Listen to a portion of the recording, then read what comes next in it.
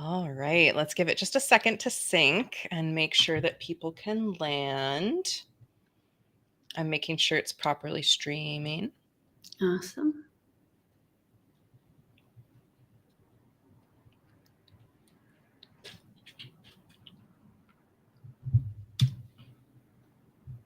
Yep. All right, we are live. We are here. Everything is up on Awesome. YouTube.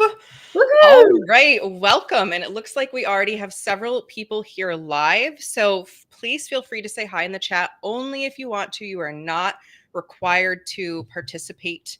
You are not required to give yourself away, none of that. But if you want to ask questions, if you want to say hi in the chat, you are more than welcome to. We should be able to see you just fine. So welcome. We are going to get right into it here in a moment, but just wanted to make sure everything is synced and you can see things. Good morning, Dory. Hi, Ike. Hello, everyone. Hello. Kirsten, welcome. Kirsten. So excited you all are here. We're going to jump right into some introductions now that we know we're here and we're live. So, welcome. Maran, why don't you go ahead and introduce yourself? Hello, I am therapist and coach with Healing Hearts Love. And I really just wanted to do this course because after being, myself after my long-term marriage and my divorce, I went onto the apps and I had a pretty interesting experience for the few months I was on it. I met some really interesting people and eventually became really smitten and got off the apps years later. But I just saw so many people suffering and confused and scared. And I just thought, how can we help people feel better about this process? Because I met some really cool people that I really got to know and really enjoyed the process. So, I want to help people. Yeah. Thank you for sharing your wisdom and for all that you've done Yeah. with this. And I'm Safriana Luna. I am a trauma specialized therapist. I work with all kinds of relationships, including ethical non-monogamy. I'm just here to help people have the happiest, healthiest relationships they can and have good communication. So just to give you a little overview, of course, you're here, you've signed up for the Breaking Free from Toxic Love Masterclass. We're going to do our best today to keep this around an hour, but we have a lot of things to share. I'm sure we're going to have a lot. We've trimmed the presentation like 3 times now to really try to get it down to the salient We want points. to tell so much. But yes, we want to give you the most value here today to really learn and be able to break free from these patterns. So we're going to give you as much wisdom and knowledge as we can. Again, we'll try to keep it around 60 minutes. There will be a Q&A afterwards. So if you have questions, you're welcome to put them in the chat at any point, but we may hold them until that Q&A portion at the end, unless it's really relevant to where we're at in the presentation at that time, but know that we'll come back to it. And I just like to say heads up, after the presentation, we will be giving you a special offer for the course that Maran mentioned that has been developed to help people find love on the dating apps. So stay tuned for that. But let's get started. So Maran, do you want to share a little bit about why people might be here? Well, they're probably here because dating sucks. And for so many people, it's a really confusing process, right? So many people go on the first date, there's no chemistry. They're thinking the conversation is going well and they get ghosted. They've been through heartbreak and trauma and they're like, I never want to go through that again. So how do I keep myself safe from ever having that heartbreak, but also kind of feel vulnerable and be able to be intimate emotionally? So it's really hard. We're trying to protect ourselves and protect our hearts because our trauma, our pain, our heartbreak is, it really affects us. And so how do we find connection and openness while being able to protect ourselves? Yeah. So we're really going to get into that today, how to really anchor in yourself, even when you're going out and having these experiences. And just so you know, you're welcome to take notes, but you will be getting, if you have signed up for this via our page, you will be getting an email afterwards with all the slides and some bonus slides at the end. So you don't have to write every little thing down. So we're going to hopefully give you some hope today to understand toxic patterns and learn your body's own responses, kind of have a sense of, oh, well, when this is happening in my body, that's a signal to go deeper, maybe pause and look at what's happening in me. Also help you build a secure inner space for yourself while dating. And then we'll talk about integrations and next steps from here. So We're going to get into the toxic love cycle. I think this is the stuff that everybody's like, I really want to know what this looks like. So let's talk about it. So, Moran, if you want to share just a little bit about how we're hardwired and Yeah. why we attach in the first place. Yeah. So when we're born, you know, our body is developed, but the only part of the brain that's fully developed is our reptile part of the brain, which basically means that we're trying to figure out how to attach ourselves to our caretakers to get our needs met.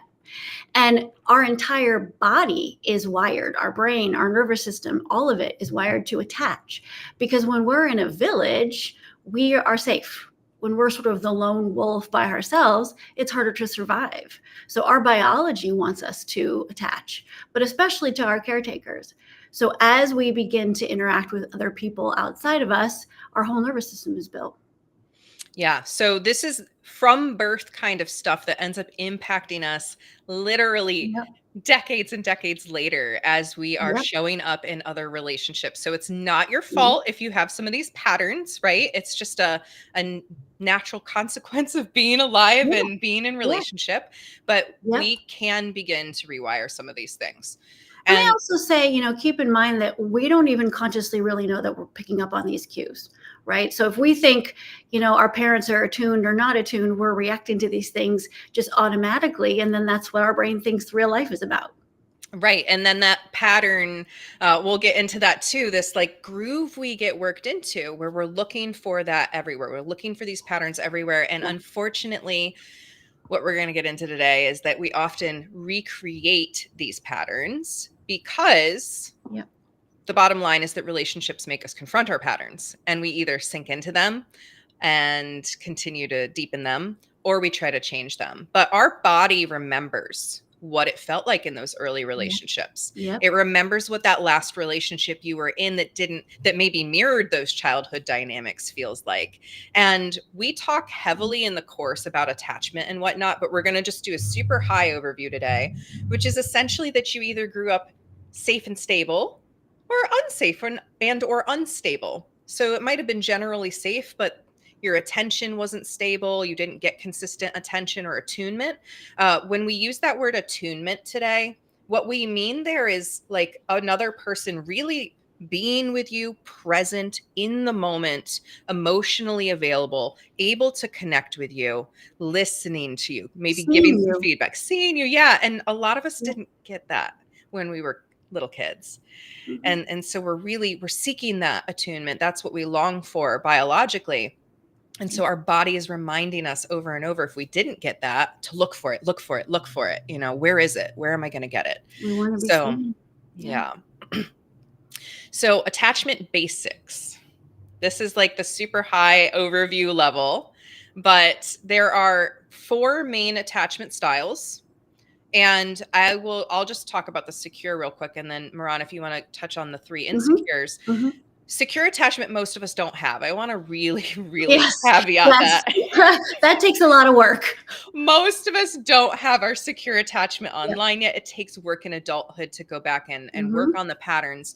Yeah. But we become securely attached when our parents, when we were in our childhood, they were available, they were consistent, they were attuned to us, they were giving us that attention, that emotional modeling. Gosh, if all of us got this, we wouldn't have half the issues that we have, right? Instead, we tend to have more insecure attachment styles, which can look like a variety of things. So, Moran, if you want to touch on those. Yeah, and I want to say that it's not necessarily because our parents were bad parents in any way, but you know, they're working, they're tired, there's relationship stuff, there's life stuff. They have to make a living, there's bills. They might not be as attuned to us and perfect in all of their interactions just because life is life, right? Mhm. And so we don't necessarily judge them, but we just like to know kind of what our brain and body picked up, you know? So insecure attachments, there's 3 different kinds. The first is anxious ambivalent, and this is where the regulation is mostly with the partner. They've learned not to kind of trust their internal process, right? Like maybe, you know, you were hungry and mom came in and changed your diaper. And you're like, "Oh, okay, I guess I don't really know what I'm feeling because that's not what I would have thought it was." And so you don't really learn to trust yourself all that much. Or the parent is like really, really intense and then like kind of out, like, it's okay, I got you. And then like maybe stressed and like, okay, whatever, and got the wrong thing, that you needed. So we really kind of fear when people come in and out, emotionally or physically, and it causes anxiety because we want them to be close to us so we feel better. And so an avoidant is when we don't really trust that our caretakers are going to be consistent. So we kind of take care of our own nervous system and our own needs, right? So if we're hungry, maybe we'll roll around in our crib to kind of self-soothe and help us feel better because we don't know that our caretaker is going to come in and figure it out. Yeah. Disorganized is like wanting to attach, but like really freaking out to be attached. And then when something feels unsafe, like totally backing away. Because for people with disorganized, there was real trauma, right? Real big things happening. And they wanted to attach to their caretakers, but their caretakers, for every reason, were not safe. And so there's this like terror to attach to people. So people often say, well, I feel like I'm anxious, but then when I get upset, like I back away. That's not disorganized. That's a safety mechanism. Disorganized is like really wanting to attach, but really, really feeling fearful of it. Right. There's more of a push-pull in that's more consistent and constant and feels really distressing because it's not allowing that attachment to ever fully establish. Yeah. So, and I think that a lot of people do end up resonating with several of the attachment styles a lot of the time, or they'll recognize like, oh, I do have some secure attachment coming in. And I do want to say over on the Healing Hearts Dating website, we have a quiz that helps you kind of, doesn't say these quite outright, but it helps you identify the patterns that are showing up in relationships that are actually subtly these things. So that and after we've been through heartbreak and trauma, we may be sort of more one or the other, right? While we're learning to heal, because it's like, okay, I'm finding love. This feels so good. And I can be anxious, or like, I'm not trusting anyone because that sucked. And then we're kind of more avoidant. And then we can sort of learn our nervous system and kind of be able to do it a little bit more naturally. Yeah. So again, this takes time and practice, but it is possible. But then we have another layer of things that really lead to these attachment wounds and the struggle to be in healthy relationships, because our social and survival ecosystems inform how safe we feel in ourselves. So I think this is just really important to touch on. Like, where did you come from? What were your foundations? Did you have financial support? Were you eating consistent meals? These kinds of things layer into how we end up relating. Yeah. So our physical needs, our relationship with our authority figures, our culture, growing up in certain religions sometimes can create attachment wounds because there's this idea of perfect love or self-sacrifice or things like that need to show up in relationships that, quite frankly, are not healthy. But we all grow up with these different stories. And then if you are a BIPOC person, if you have a minority racial status, if you grew up in poverty, if you have a disability, if you're LGBTQIA or Two-Spirit, these are also factoring into how you show up in relationships, because you might be facing deeper levels of social discrimination or prejudice. You might be a part of systems that have more communicative violence in them. So we're not going to get deep into this, but I think it's really important to just understand that does have an impact on how you are showing up in those future relationships. Yeah. And I think it's important to note that, when we're the attachment conversation, right, is that we're learning how to either attach or disconnect, right? We're either part or we're not. And so all of these things can create us to feel like we're not part, right? We're not the same as other people. And so we're trying to navigate how to be like other people, which isn't really like ourselves. And so how are we different? So the secure attachment comes in when we have our good sense of self, and we're able to give different parts of ourselves to different relationships. And if we don't really know who we are because who we are wasn't supported by people that we really trusted, we don't know who we are. Yes. And that authenticity piece is so important for dating. But what we know in practice gets stronger. So these patterns begin, they're almost like if you can imagine a dog running around in the yard in the same circle over and over in the grass, and it starts to literally work a groove in there. And you're not going to be able to plant new seeds in there because the dog's running around in the same circle over and over again. So recognizing these patterns, I kept myself safe by doing these certain things, which we're going to talk more about what that might look like. But I was trying to survive. And so I worked this pattern of survival in. That's what it is. They become automatic, like that dog running in that circle. That's just that's the spot. That's where I go and I loop my pattern because that's what's comfortable. I'm going to use big air quotes here. Comfortable in my nervous system because I'm used to it. It's not new. But that doesn't necessarily mean that it's able to help you connect. It doesn't mean that it's helping you establish new relationships that are healthy because it's the same well-worn pattern that you've been in. Yeah. And I think it's important to note that that all of these things come from in relationship and attachment stuff. It comes from the reptile part of the brain. So the reptile part of the brain is just trying to remember everything as fast as possible to keep you safe, really quickly. And it might not be true, right? Like if you learn, like, when I yell, people listen, and that's what your brain's remembering. Well, is it really because you're yelling? What if you don't yell, right? So we have to question these narratives. Yes. And question our patterns. Is this really serving me? Is it allowing me to connect? Yep. Is it perpetuating that insecure attachment, or is it feeling really secure? It's helping me root in and stabilize. So, Moran, you just mentioned some of these, but we're hardwired to stay connected. I want to reiterate that. We're hardwired to stay connected. That is a biological imperative from birth that we've been talking about. And we learn to keep attention and to keep relationships however we can. Yep. So that might look like yelling. Yep. If that was what your parents did or siblings did, or you had to do to get attention paid to you, you might make yourself really small and pretend that you're happy. Yeah. So that people will stay attuned with you. I mean, I know that for me, my number ones were people pleasing and being attuned and listening without taking up space. Yeah. Because that meant that they wanted me in the space, but then I wasn't really in the space. And so how do these patterns keep showing up? What did you do as a child to get your parents' attention or caregivers' attention that worked, quote unquote, even if it didn't feel good? Yeah. And I have a lot of clients who they were their parents' sort of confidants. And when you're sort of the confidant, or you're the one that's always kind of stabilizing the parent, just because of life sometimes, then you learn, okay, well, this is how they pay attention to me. And when I need something, they don't really know how to deal with it, or I don't really feel like I get my needs met. So when I'm attuned and I hear and I'm people pleasing and I'm smiling and I'm whatever I need to be, they're here. It's that subconscious that we keep doing it. So we're really good at helping our partners, people pleasing, listening, being empathic to our partners, because that's what we learn. Yeah. And I just want to really, before we get into the actual signs of toxic relationships, I want to just touch on this here.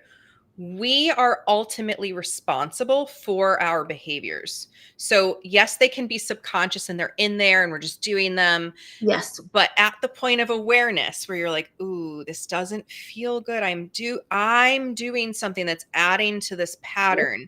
We become responsible for beginning to shift it. So we can help co-create a toxic relationship if we're like, this is just my pattern. This is just how I am. I'm never going to break free. I'm always going to people please. Then we're going to attach to relationships that also perpetuate those patterns and reenact the dynamics that we had. Because it feels good and normal. Yeah. Good and normal, right? Quote unquote. So let's talk about some of the main toxic relationship warning signs, because I think we took the slide out, but I'm going to add it mentally back in, which is there's a lot of misinformation in the world right now and a lot of buzzwords about relationships. And everybody jumps on the I'm dating a narcissist bandwagon immediately as soon as there's like any red flag. Yes. And I know that's one of your soapboxes too. That people are like, it's not all narcissism. And we talk about this in the course as well, because it's not all narcissism. But if these patterns are showing up, you really do have a toxic cycle going on. So idealization, everybody goes through this in a new relationship. I want to really like put everybody on a pedestal when we first start dating. It's those butterflies. Yeah. And that's a biological imperative again, because the attachment hormones come in and they go, new relationship. That oxytocin is like strong. Yeah. Shiny, shiny, shiny. Let me attach. Yep. And biologically, this is from our drive to have babies and continue the species. It's Yep. all naturally occurring. But where it becomes dangerous is when the love bombing layers in. You are the most special person I've ever met. I've never met anyone like you. We are going to be so perfect together. And there's all of this enmeshment very quickly without the ability to see as individuals.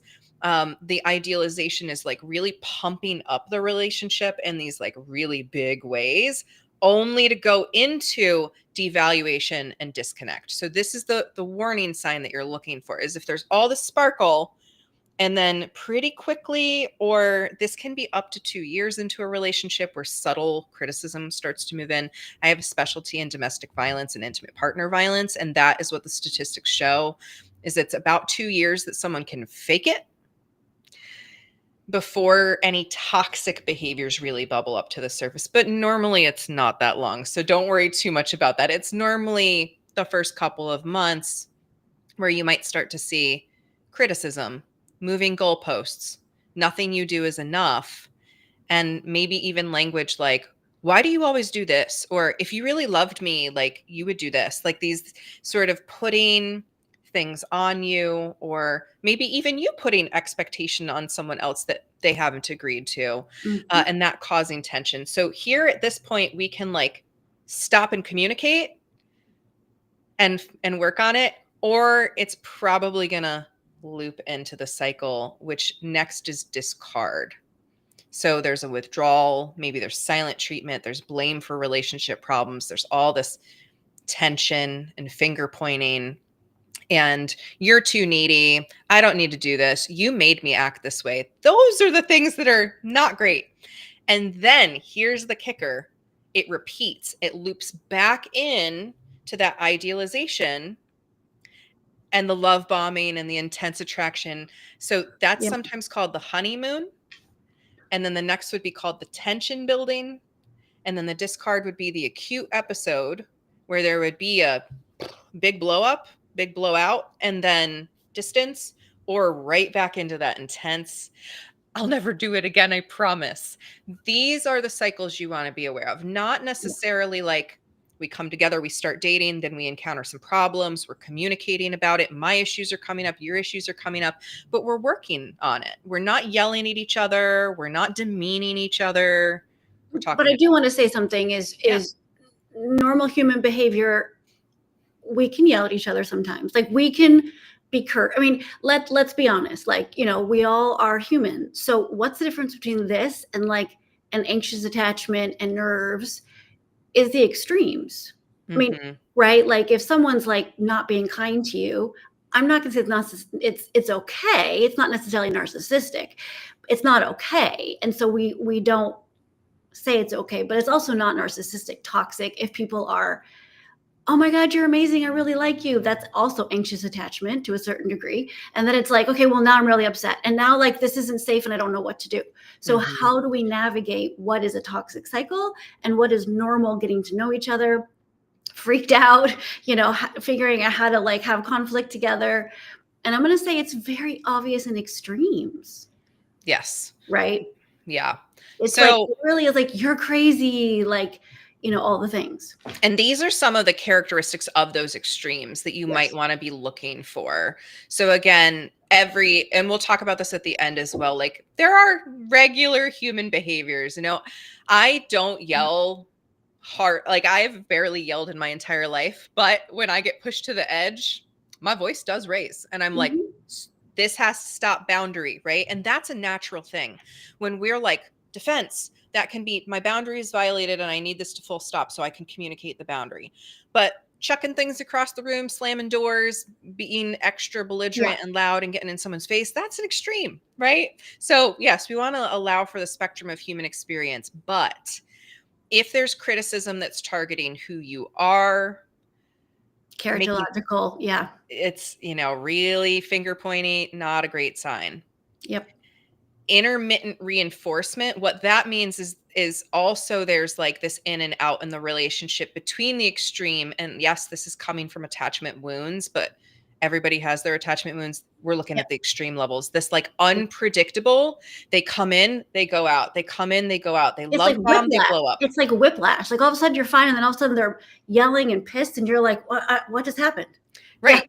And something that's so important that so many people don't know here is that we can literally become addicted in the brain to the biochemical spikes of the stress response in these relationships.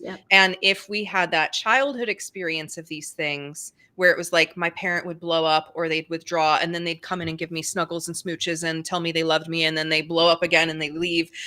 We're already used to that. It because then I get the love and the affection. That's my value. Yes. I use a really an example that I like to use with clients is if your partner's yelling at you like, I can't believe you forgot my dry cleaning. How could you forget my dry cleaning? I never forget you. When I go to the grocery store, I always get your favorite foods. And you're like, oh, I forgot the dry cleaning. Yeah, you're right. That was terrible. Right. And then there's like a characterological flaw, like the anger, and you're like, okay. And it feels really confusing because there's such a difference between like, well, yeah, I mean, it was a small thing that I forgot the dry cleaning. I was tired or whatever. But then it's like, you're such an unloving, unsupportive partner because you didn't do this and I'm so much better. And how can you not meet me? It's that extreme where you're like whiplash, like, and the only way that you understand what the difference is that it must be you, right? You're like, okay, yeah, that was really unthoughtful of me. So it's when we're talking about extremes and whiplash that like, it shows that that's the extreme, you know? Yes. Yeah. And sometimes this like intermittent thing can be called breadcrumbing because it's like you get a breadcrumb of love and you're like, oh, that was great. That was wonderful. I want more of that. And then you endure. I love that you used that word, Maran. You endure the span in between where it's tense and it's to get that next breadcrumb. Yeah. And that's, again, we're biologically hardwired to attach. Right. No shame. Right. But if that's the pattern in a relationship, it's not going to be sustainable. You're not really going to be happy long term. Reality distortion is the next big sign. We have a slide at the end that you'll get in the email that talks a little bit about the definition of gaslighting, but we can talk a little bit about it here.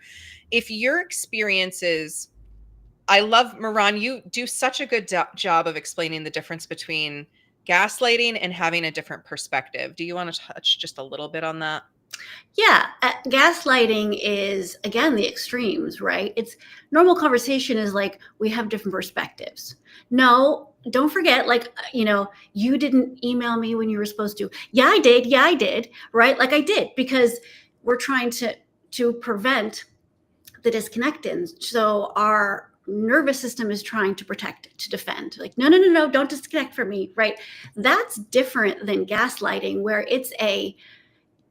it comes from a knowledge of the person, and it is very methodical and very manipulative, knowing what your triggers are and going, well, you're crazy because this isn't happening. And what is wrong with you? You are way too sensitive, and all the things. That's very different than someone disagreeing with you and being like, no, I sent that email. Remember you said, and everybody used to say, well, don't gaslight me, you know, but people are going to have different perspectives and they're going to want to defend ourselves. Right? Yeah. You can go, okay, you know, but if it's an extreme of like, you are terrible, you didn't send that email, how could you forget me? Then that's the extreme. Right. And or literally trying to rewrite a situation. You know, I'll just use an example of like real gaslighting without going into too much detail. I walked in, this is a decades old relationship. I walked into the room and saw the ex-partner doing a thing with my own two eyes, saw it happening and said, why are you doing this thing? And he said, I'm not doing this thing. Yeah. That's gaslighting, when literally you see something with your own two eyes. It happened, you know it happened, and they are literally like, that never happened. If it's, oh yeah, that happened, but I remember it a little bit differently. This was my perspective, but I'm still making space for your perspective. That's not reality distortion. We're acknowledging we're two different people who are seeing things from two different angles. That's okay. But if someone is trying to minimize you, deny you, rewrite your history to the point where you start to question, you don't even trust yourself. You're like, maybe I'm not seeing it right. I mean, maybe the hand was sort of over there. I don't know. And then you don't even trust yourself. And that's what the nervous system breaks. Yes. And so that's actually a characteristic of a toxic relationship, not Yeah. that like we had a disagreement. Isolation and control. So if someone, another old, decades old relationship at this point, in the very beginning, this relationship started to say things like, oh, well, you don't need any other friends. You have me. Or you don't have to hang out with your family. You can come hang out with me. Like it would be this gradual, oh, I don't like that friend. I don't think that person's good for you. And it was a Mhm. slowly isolating. This is something that people don't even notice happens because it can tend to be very gradual, where the support system slowly, piece by piece, is taken away so that you only have that Mhm. attachment of that not healthy relationship. Well, I'm going to say That's, also, maybe it's not that, overt, but you're too terrified to leave the person because you don't know that that person's going to be upset or what's going to happen in your presence or if you're going to do the wrong thing. So it's almost like you become glue, where you're like, I don't want to leave you because I don't know what's going to happen. And so it might not be like, oh, you don't need anybody else, but you are like kind of terrified to, your nervous system is too terrified to leave that person. yeah. Yeah, absolutely. And then if they are monitoring you in any way, they're looking at your communication, they need to know where you are at all Yeah. times. That's, unless there's agreements, right? Like I am married and I love when we communicate, hey, I'm going to this place, I've arrived to this place. Hmm. I'm coming back from this place. So that I know that like they're safe and they're on their way home. But if it's this, like, I need to know where you are at all times, I need you to have a location app on your phone so I can double check where you, that's, Oh, mm, paranoia is like, well, you were talking to this person, you guys must be having an affair, and putting like location tracking and camera. I mean, people really do become very paranoid. yeah.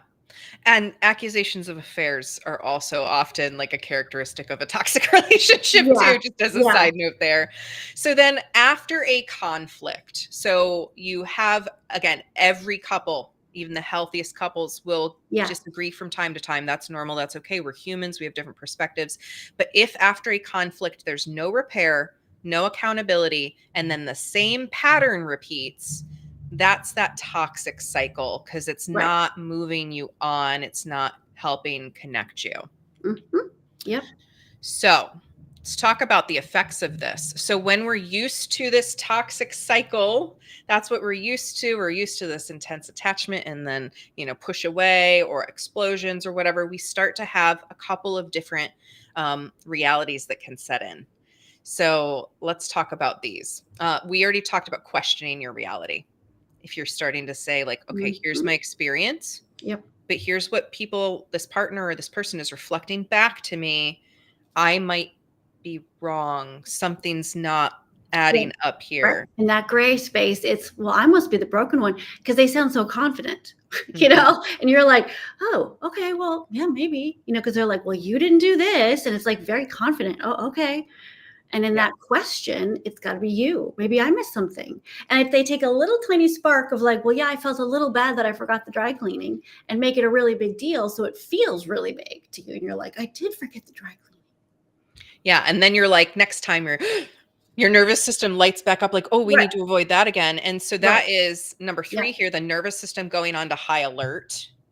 I'm now hyper vigilant. I'm anxious because if I Right. don't do everything right, I'm going to lose my connection. Right. And that's so scary for us because, again, we are hardwired to connect. So, this going back to 2, when confusion becomes internalized, that's where our confidence is really taking that hit. Self-efficacy goes down like down the toilet when we're in these relationships because we're like, oh, we can't trust ourselves at all. We're terrible partners, you know? Yeah. And so, if you are not able to trust yourself, Yeah. right, if the collapse of self trust comes in, then it's like, well, they must be right. It is me. Mhm. Everything else out there is a threat. This is the one thing I know. I can't trust myself to find better.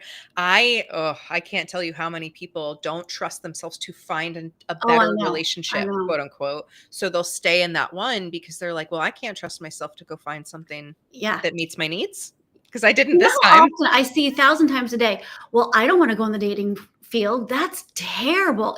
I'm like, "No, no, it's not." Like, when you trust yourself, it's not terrible. It's because you were taught not to trust yourself, that the Yeah. world seems horrible. Yeah.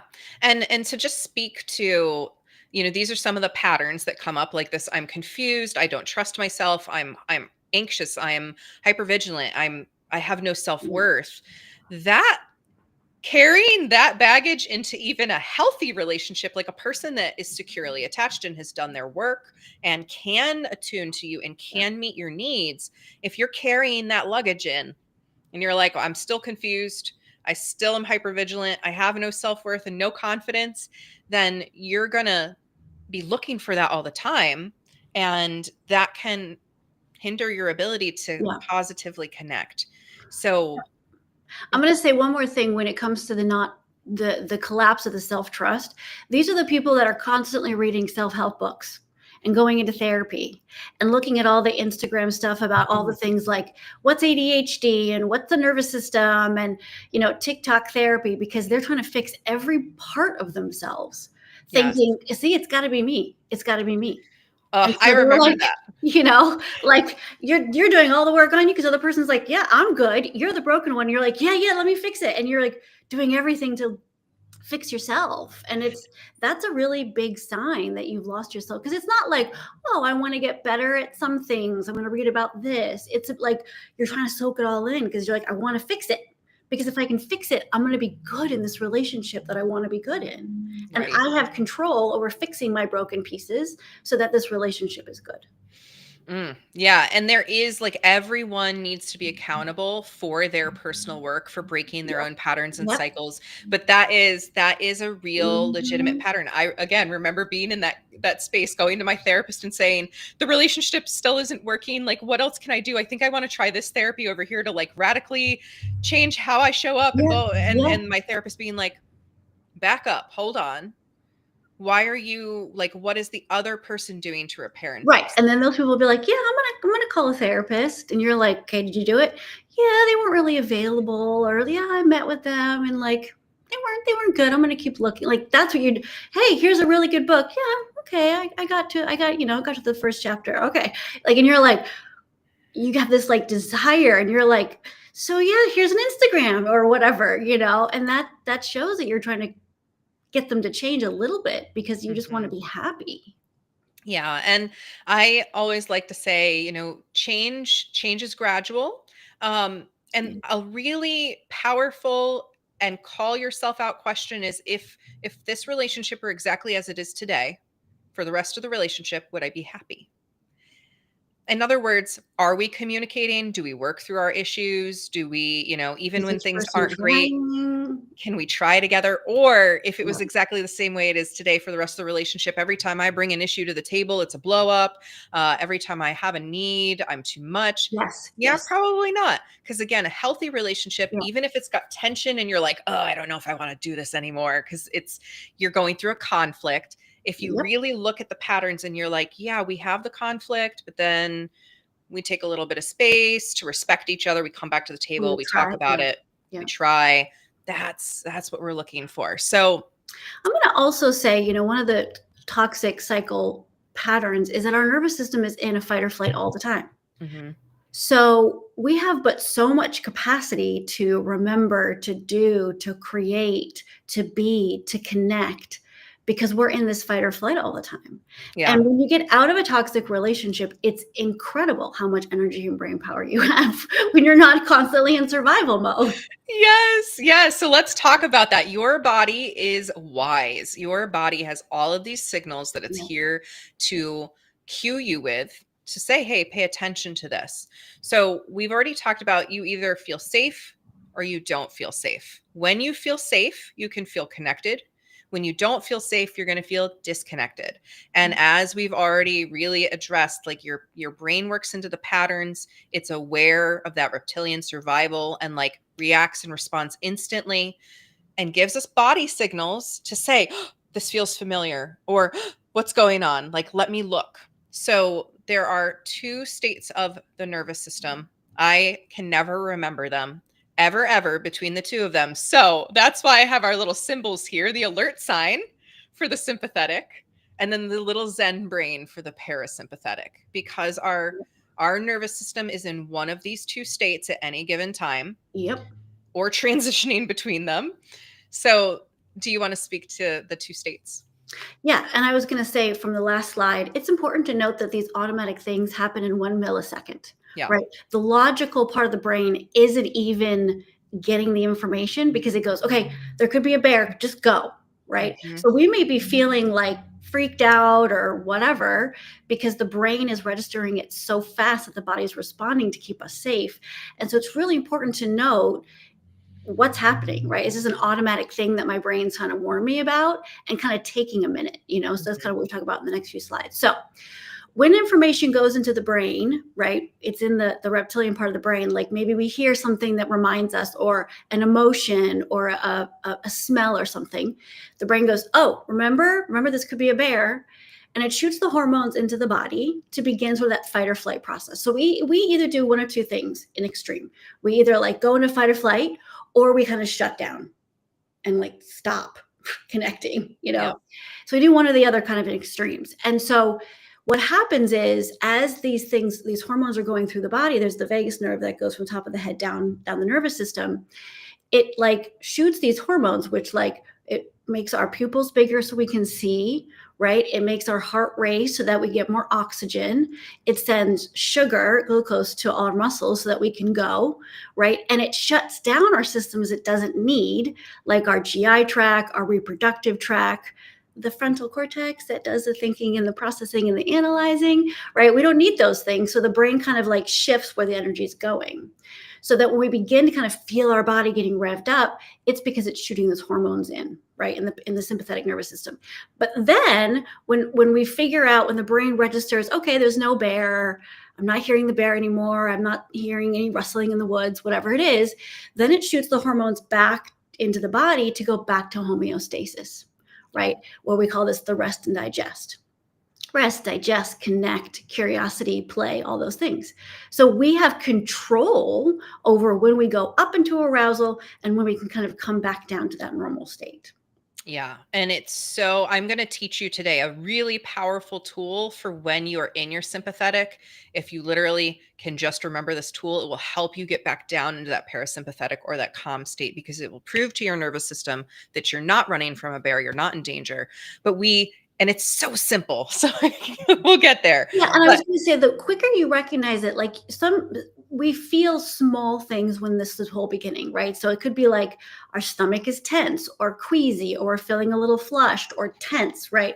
That's kind of our body's way of saying like it's beginning the process. yeah. Yeah. So this process, this is our little traffic light that's flipped upside down if it looks a little weird to you. Um, pretty sure it's flipped upside down anyway.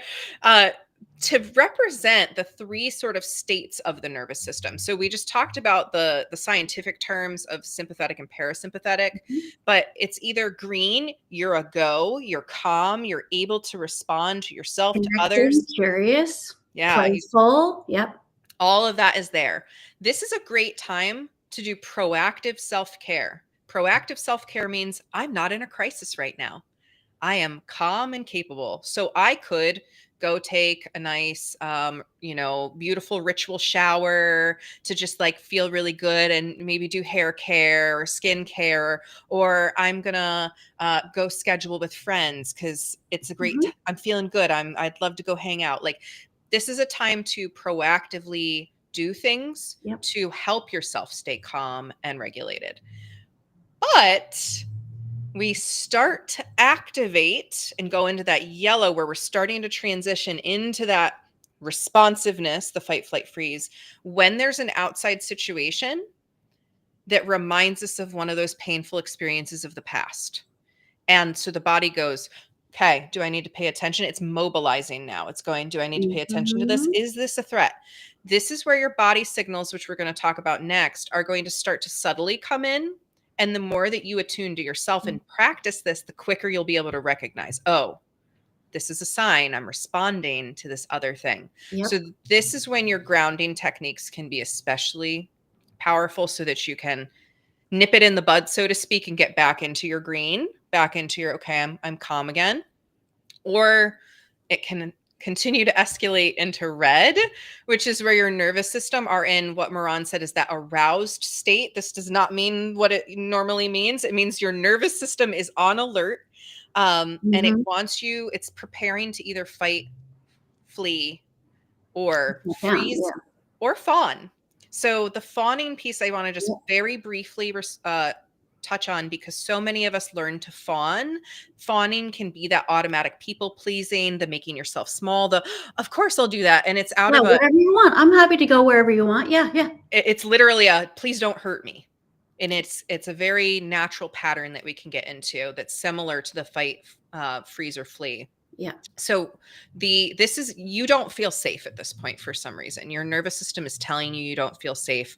And so the techniques that we'll talk about in a little bit are more useful here to actually help you regulate. So I'll teach you the no tiger twist here in a bit. But yeah, these body signals and attachment wounds. Well, I want to skip ahead actually to this real quick, because let's talk about these sensations. So you're going from green Mhm. into yellow. Yellow starts to come in, and you might start to notice some of these things. Yep. So ask yourself this question: what are your own unique trigger patterns and responses?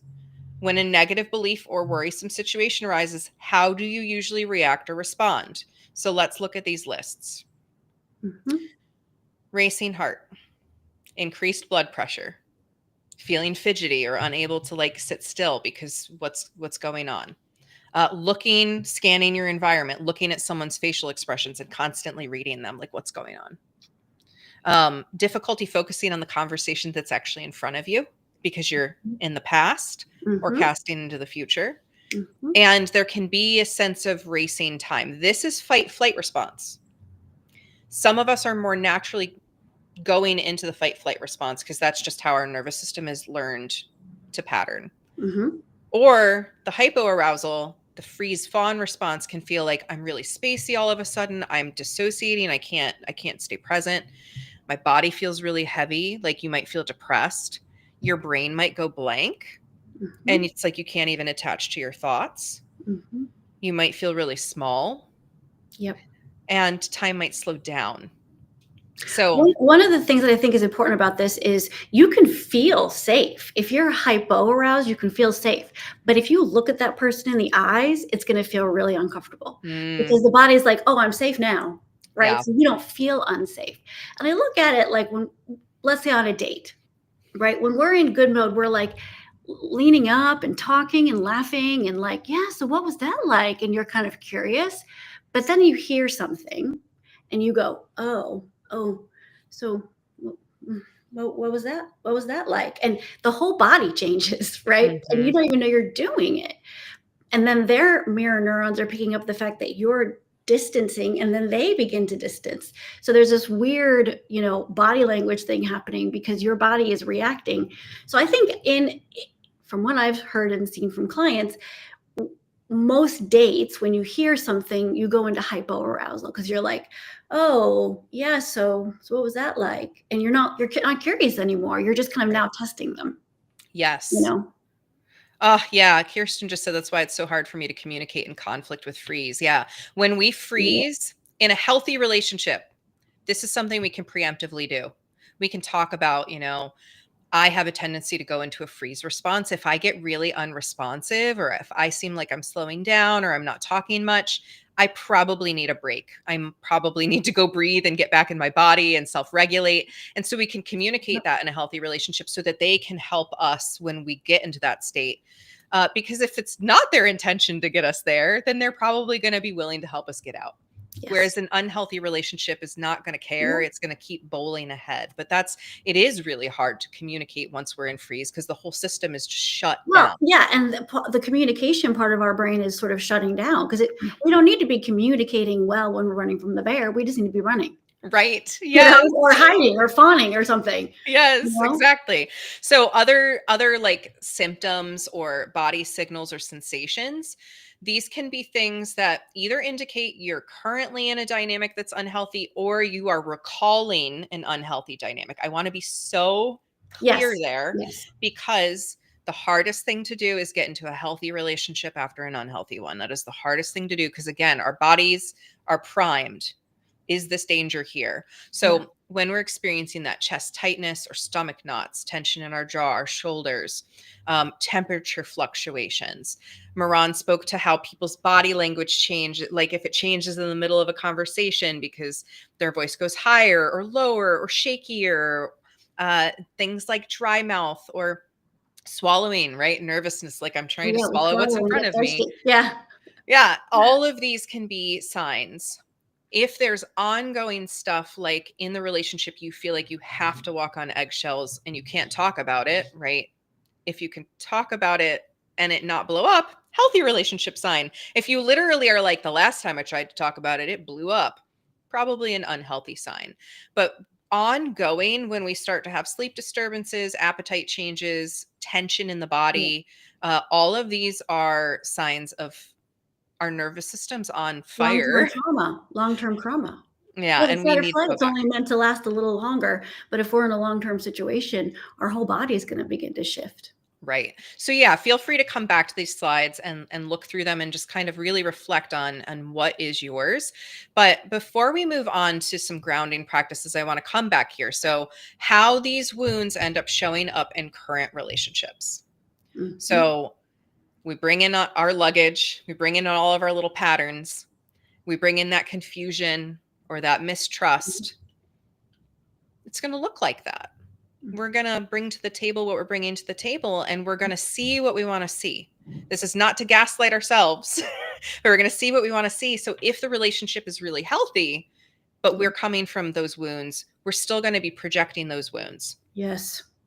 We Yep. have to reality check. We have to Yes. get mindful. We'll Yes. talk about that at the end too. So Um, I wanna use a kind of a quick visual example. So let's say in your last relationship, this is just an example, nothing against football at all, but let's say in your last relationship, your last partner watched a lot of football and spent all weekends watching football, right? And you're like feeling kind of lonely, you know? You're like giggling.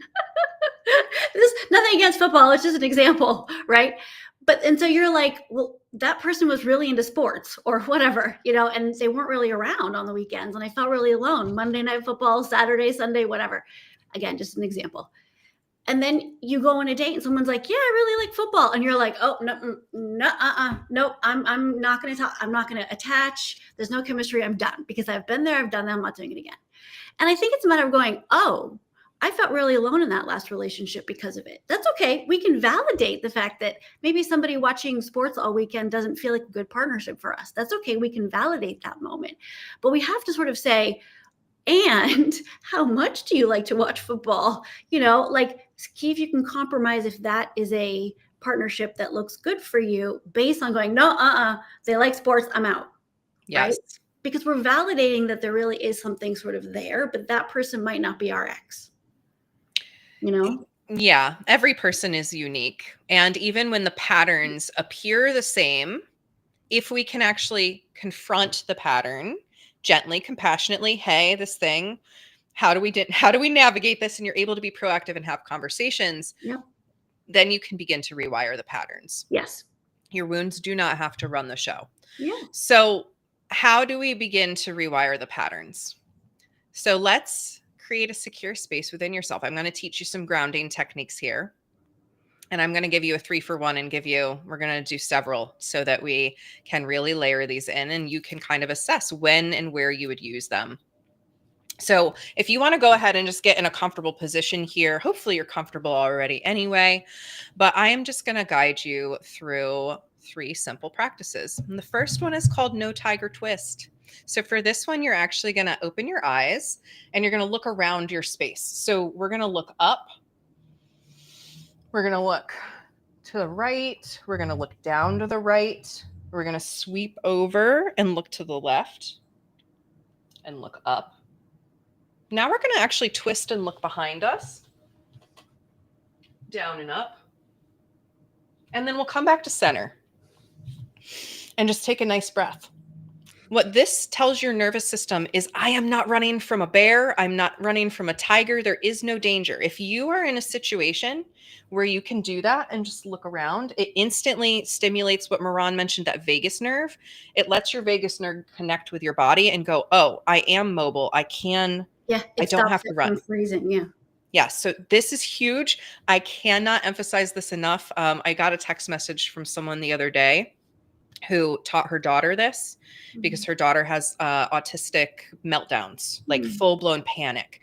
And she taught her daughter, who's a kid, this technique.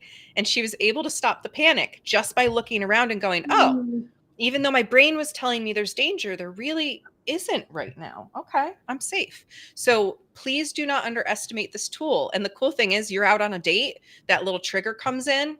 You can just look around the restaurant or the park or, the museum or wherever you're at and just, oh, wow, look at all these things, right? Yeah, Just taking in smell that your sensory. coffee. What are you looking at? What are you seeing? Yeah. Sensory grounding. Yeah. So the next technique is a 3-part breath where it's just a triangle. And a lot of people like the square breathing, but I want to explain a little bit about the square breathing. Usually, square breathing, we breathe in, we hold, we breathe out, we hold, we breathe in, we hold. When you hold your breath at the top of the breath, it actually excites your nervous system. It gets it more aroused and more worked up. So it's actually better for the nervous system to pause at the bottom of the breath, at the bottom of the exhale, because Mhm. that's when the oxygen is able to go to the blood and actually bring our heart rate down. So for the triangle breath, we're going to breathe in for 4. We're going to breathe out for 4. And then we're going to pause for 4. And then we'll breathe in, breathe out, and hold. Breathe in, breathe out, and hold. So that brief hold at the bottom is where your nervous system begins to down regulate, calm down. So this is a simple, you can trace the triangle in your head, breathe in, breathe out. You can make it more than 4 seconds each. You could count to 5. If you're really good at it, you could count to 7. Breathing in for 7, breathing out for Also, 7. if you're already getting triggered, you might feel like you're drowning if you're trying to breathe, because at that point, the nervous system is already pumping your heart, and you're going to be like, if that feels worse, don't do it. Do another Yes. grounding. The Yes. breathing things really only need to be used like right at the beginning of the process. After that, it's going to feel worse. Yeah, and remembering, even if it's like take a nice deep breath, flush it all the way out down to the bottom, and then just hold your breath for a second, not long enough for your heart to start racing and you start to feel panic like you're going to suffocate, but long enough for the oxygen to go to your bloodstream, because it actually, we overbreathe a lot and that Mm-hmm. makes it hard to stay grounded. So that Follow. Yeah. pause is like, Mm-hmm. okay, I'm coming back down into my nervous system. So now I'm going to invite you to close your eyes if you feel comfortable to do so. If you don't, you can just settle your gaze somewhere in front of you. Remember, if you feel unsafe or unstable at any time, you can do that twist and look around you. But we're going to tune inward and we're going to create a little inner sanctuary where you can go when you might feel that sense of panic set in. This little inner sanctuary could be a space outside, or it could be a space inside. But we're going to begin to build it by noticing things like, where can I sit down in this space? What is there to look at? So, first finding a comfortable seat in this space and just looking around. And I really want to validate here that not all of us can see pictures in our mind. So, you might just get words or a sense of what's here. But noticing what you would be able to notice in this space. What would you hear? What sounds would be in this beautiful inner sanctuary? What smells would be there?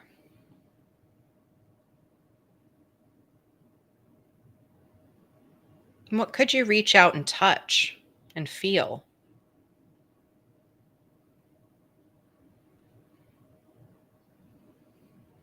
Is there a particular taste that's associated with this inner sanctuary?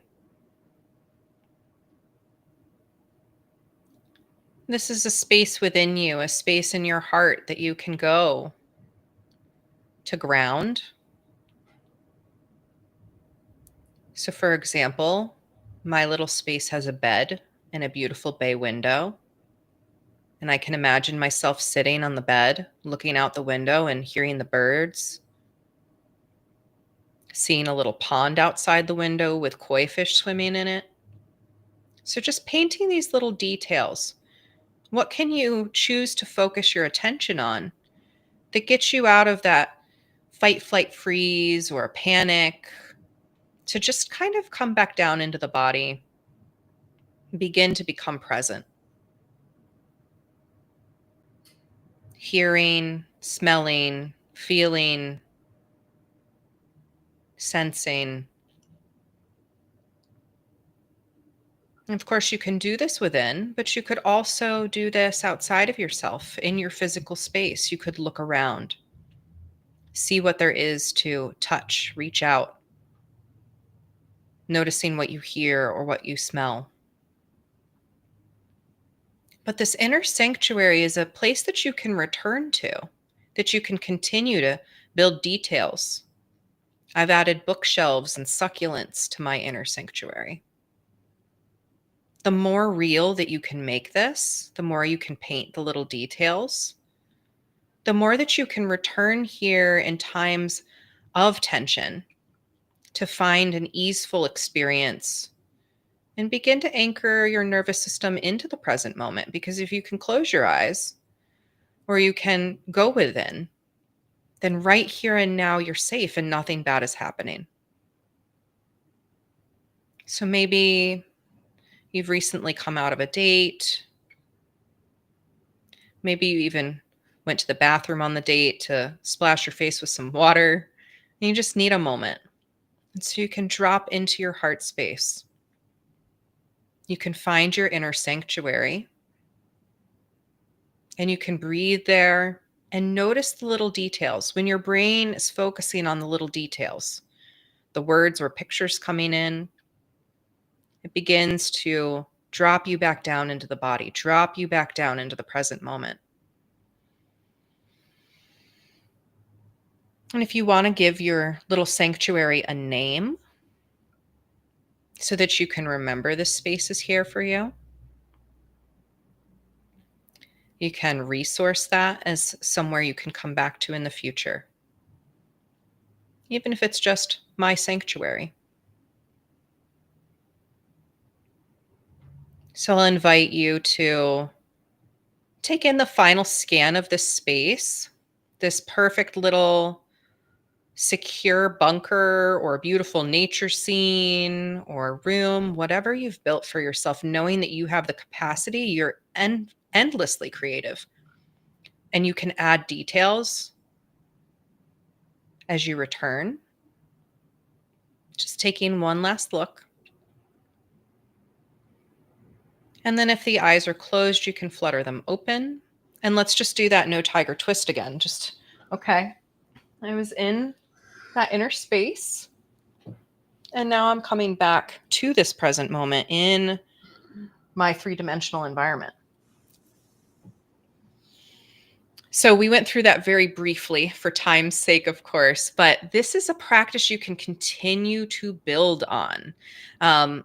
My little inner sanctuary, I have literally used going to get blood drawn.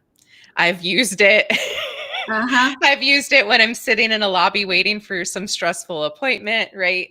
Wherever you might need that inner safety and security, you can go in and start to ground just through those sensory details, that visualization. Yeah. And if you're messaging with someone, let's say you're on the app, so you're texting and you're kind of freaking out because you're like, thinking something is happening, do that before you respond. Yeah, absolutely. Like regulate yourself and put the energy out that you want to put out so that you're not in that panicked state. Grounding techniques work to help us get back into the body. And there's so many of them. These were just 3 simple, quick little ones. So let's talk about integration and next steps. We're coming down to the end of our presentation here. And I do want to acknowledge we're over our hour. So thank you for those of you who are still able to stay and listen. And hopefully everyone else will be able to watch the replay. But how do we move forward? We move forward with intention. And intentional in this case really means starting to listen to your body and go, not listen to your body as in I have to run away or I need to flee, but listening, getting curious. What's this Curious. telling me? Yep. What can I do to be in this moment? Is the belief that's coming up real? Is it founded in the reality in front of me? Or am I in the past? I'm remembering this past situation. Moran, you said earlier, do I need more information? Like, do I need to ask? Do you watch football every What kind of weekend? sports do you like? I really like having a partner that's around for the weekend. I can make do on a Sunday or a Saturday, but I'd like to have the other day with my partner to do something fun.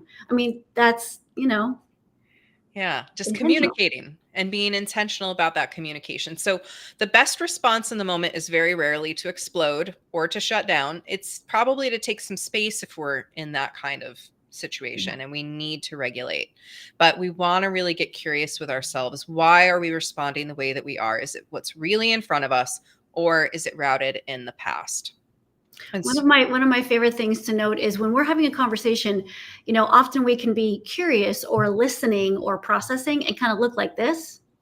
But the other person always like thinks that we're mad, and that's one that we do a lot because we just don't even know we're doing it. But it's like you can go, are you okay? And the person can go, oh, I was just processing, because we can really think that that's anger or a lot of other things. Yeah, and I'll just get on my very mini soapbox here and say that there's 9 different ways that people use their facial expressions, and so we can't read facial expressions as the key of what someone's thinking or feeling. If a facial expression doesn't attune or match what we're feeling in the moment, we can ask. Like you said, you okay? I ask all the time, like, okay, yeah. I love that. So mindfulness is the way forward. Mindfulness literally just means being in this moment right here without judgment, not in the past, not in the future. So you're on that date, the person brings up the football, you're like, oh my gosh, okay.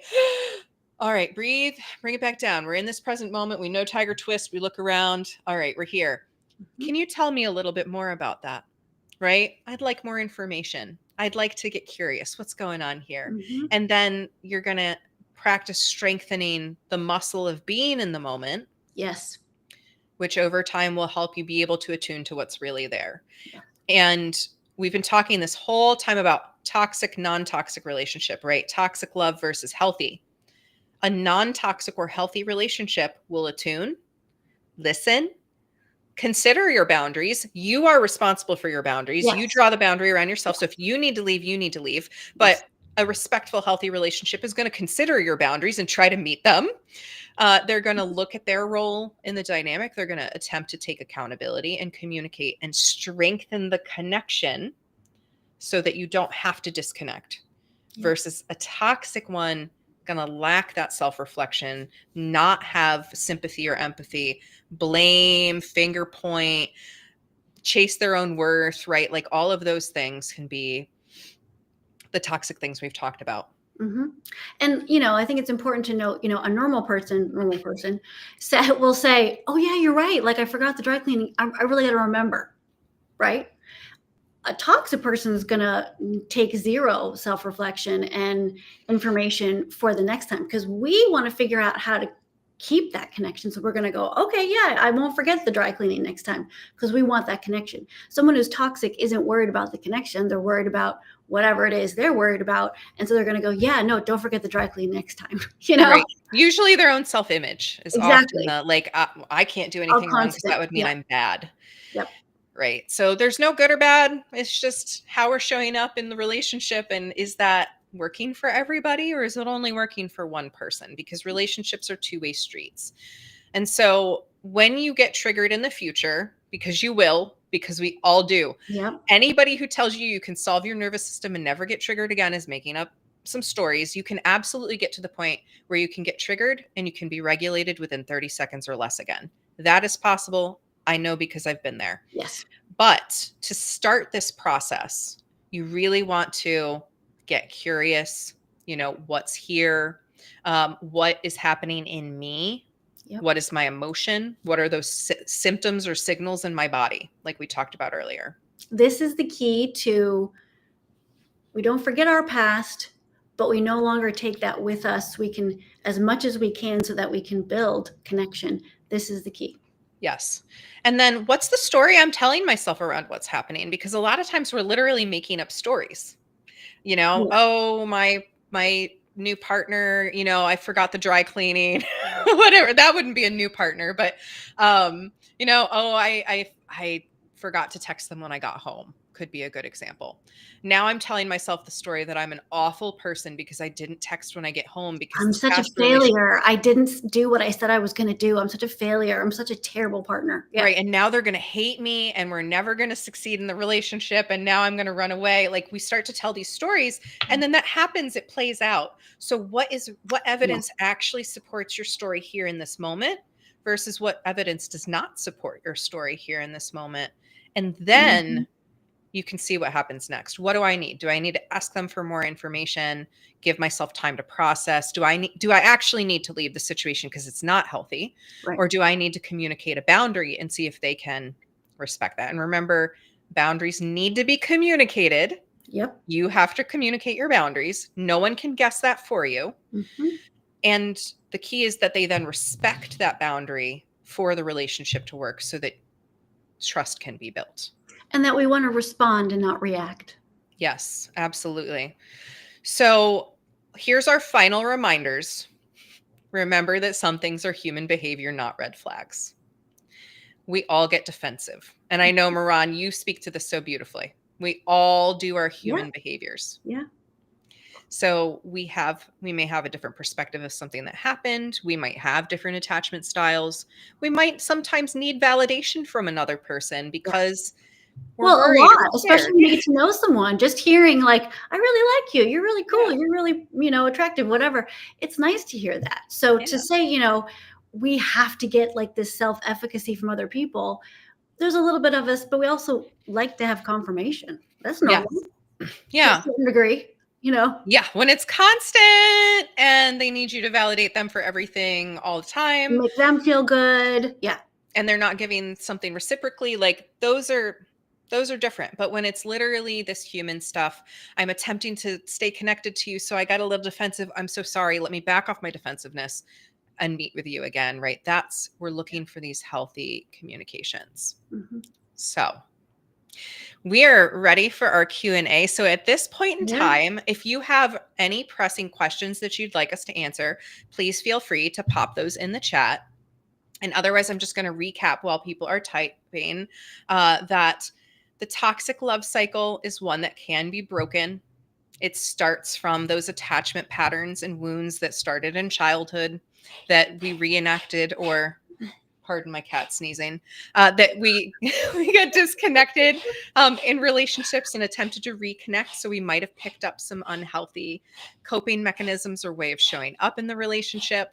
But through nervous system regulation, we can begin to come back down and actually see what's in front of us with intention and mindfulness. Is there anything? How appropriate that the cat is getting it all out. Like right here at the end. Trauma, like I'm just getting it out. That's what we should all be doing. Oh my gosh, I love it. So while we're waiting for any other questions, we are going to talk briefly about our course here.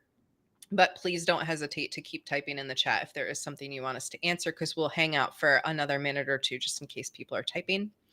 But Moran and I developed, alongside another therapist turned relationship coach, a very comprehensive course for if you are a person trying to find love on the dating apps.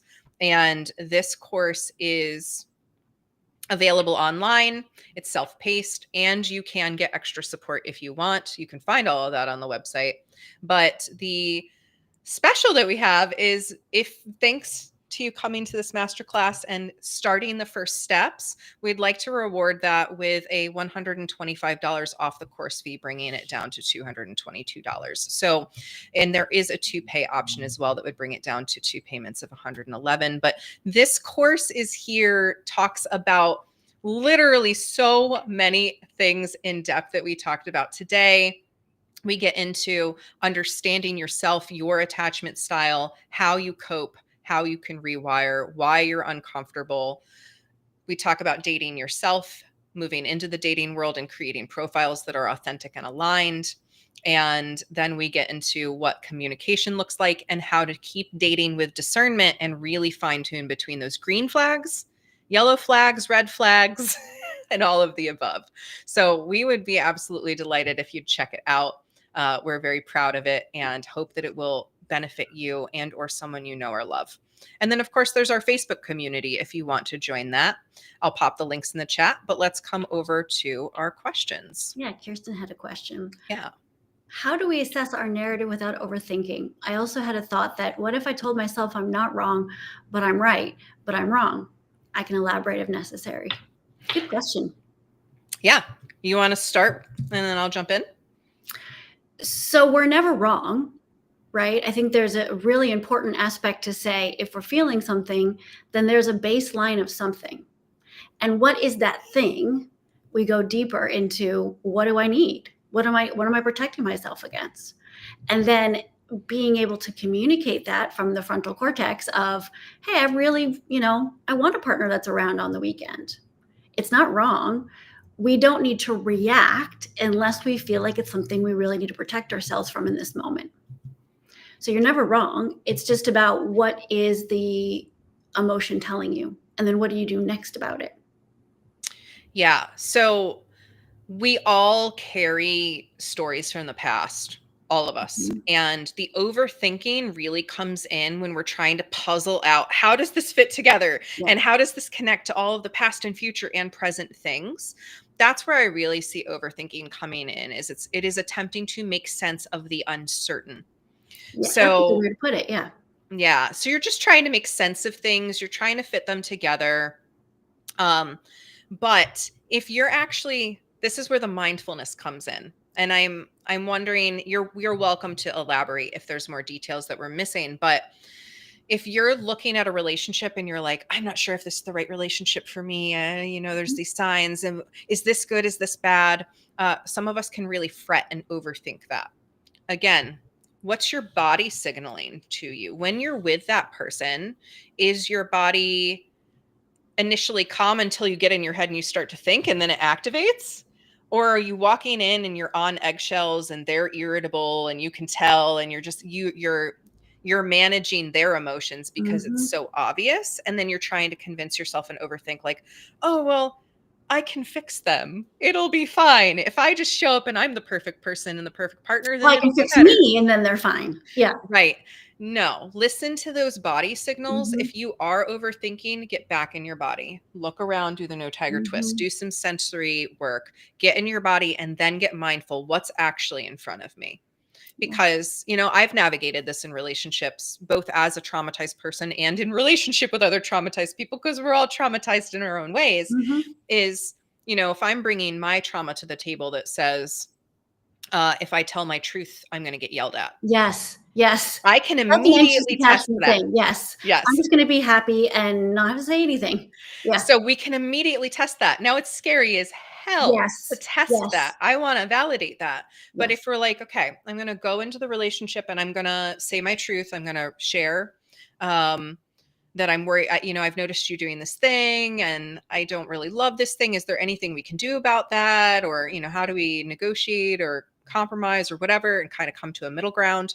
What does that look like? And the person blows up on us. Immediate information. If they're like, oh, I'm so sorry you're feeling that way. Like, let's talk about that. I didn't mean that way. And there's communication and accountability. And then you're getting information. If you're overthinking, get into your body and then seek information. So that would be how I would respond to that. And Larkenna says, I'm an overthinker myself. I've had to learn what overthinking feels like and often need to ask for a reality check from family and friends. Yes. Like, again, when we're overthinking, totally normal. It's us trying to contend with the uncertain, make sense of things, fit the pieces together, figure out what we can do. But that's probably future forecasting based on the past. When we feel something in our body, and you can talk about what it feels like for you, but when we feel something in our body, it's anxiety. When there's a knowing, that's our intuition. Yes. When you deeply know something, that's great. And a lot of us do lose sense of our intuition if we've Mhm. experienced that trauma, or especially those caregivers that we're trying to attune to and they're unattuned to us, or you know, we Mhm. need we need food and they give us water, right? They give Yes. us what we don't need, and then we're like, well, are my signals wrong? um, we can begin to build that intuition muscle back in. Yep. We can use grounding techniques. We can uh, assess. We can look at mindfully, you know, what just happened and how did I feel and what were my signals and Yep. what did I pick up on, and start to really expand that. Kirsten says, this feels like such an important lesson in authenticity, being mindful and not overthinking or finding reason or making sense to everything because control feels safe. Yes, control feels safe. Uncertainty feels really unsafe. I was Okay. on a workshop yesterday, actually, with another fellow therapist. And she was talking about how the most uncomfortable human emotion is not shame, it's not fear, it's not disappointment, it's uncertainty. Yes. Oh gosh, that's true.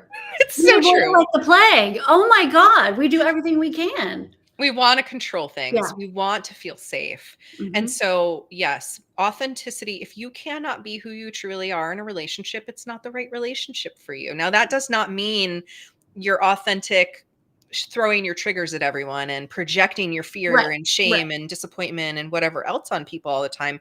It means I really long for a relationship where I can connect in these ways and we can do these sorts of activities together. And of course, we're individuals and we have separateness, and that separateness allows us to come together as a unit and a Yeah. couple to co-create safety and experiences. And then we can separate and we can come back, and we can Yeah. separate and we You can come care back. enough about me feeling good that even if this isn't your love language, you're going to at least try because you want me to feel okay, and vice versa.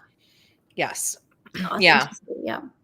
That's why the mindfulness comes in. Like, what is here in this Yep. present moment, which is so hard to do if we're already activated in that like fight flight. And that's why we have to triage. We need to figure out how to bring ourselves back down into regulation so we can get present with Yep. what's here right now. But yeah, I really feel you on the overthinking thing. And I think all of us do. we can actually practice this with our family and our friends that we trust, right? When I tell my family, this is what I feel, this is what I need, and there can be more receptive, we can then change the neuroplasticity so that's a little easier to do when we're navigating a romantic relationship. Yeah. We talked about that, you know, what you pattern really sinks into the brain, but Mhm. you can reopen those pathways and create new things. Yep. And again, Moran and I are both therapists. We have storehouses of knowledge about techniques.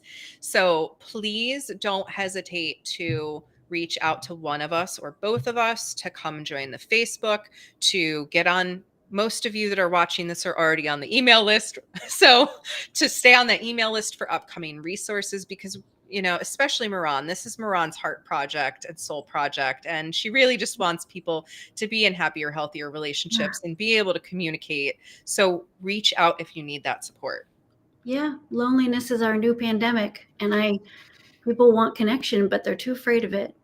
And I want people to feel empowered in themselves, that we may not trust them, but we trust ourselves. Yes. Yeah. So work on your self trust. That's number one. And that really does come by knowing that you've got your own back, by knowing that you can regulate your nervous system. I mentioned earlier that I can now regulate myself in 30 seconds or less Yeah. from almost any trigger because I practiced when I would get triggered. I would Yep. practice breathing. I would practice moving my body, like literally just doing a stretch, mobilizing your body a little bit, doing that Yep. no tiger twist. Now it's like, Yep. okay, right here, right now, I am safe and nothing bad is happening. I've also rewired my body so it doesn't feel like it has to scream at me, right? If I get a little bit of a twinge in my stomach, I'm like, oh, something's happening. What's Yeah, what's happening? that? Right? But that was not the case many, many years ago before I started this process, but my body's like, oh, we're going to let you know. And then you're just going to figure, I know what I feel now. I know Yes. what's going on. I don't need it to yell at me anymore. Yeah, And I that's trust building myself. that trust. Yeah. Yes. So we'll give just another minute for any other questions. But just as a logistical Mhm. point, an email will be coming out here shortly with the replay. with the slides so you can review them. And there are 2 additional slides. I'll just give you a sneaky peeky of them real quick. There is another slide that gets into some common terms: trauma bonding, triggering versus discomfort, gaslighting, and love bombing. And then there's this other emotional regulation tool where Practice. Use this all the time. get to know what your emotions look Then like. the rewiring can happen the more you do this. Yes. Because, surface level, it might be, I feel scared, but then we get into it and it's, oh, well, I really feel disconnected. I'm longing for connection. Like, we have to kind of get into what our emotions are trying to communicate with us. Yep. And the body, your body and your emotions are just communicating. They're not good. They're not bad. They're just communicating. So get curious and mindful. Oh, I feel really at ease. I feel relaxed. That might mean that this is really healthy. Yes, the wheel. Listen, it was real, yeah.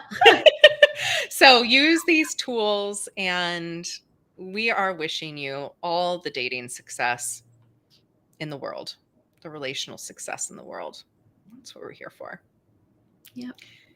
Anything else you want to say today, Maron, before we wrap? No, begin to trust yourself. Yeah.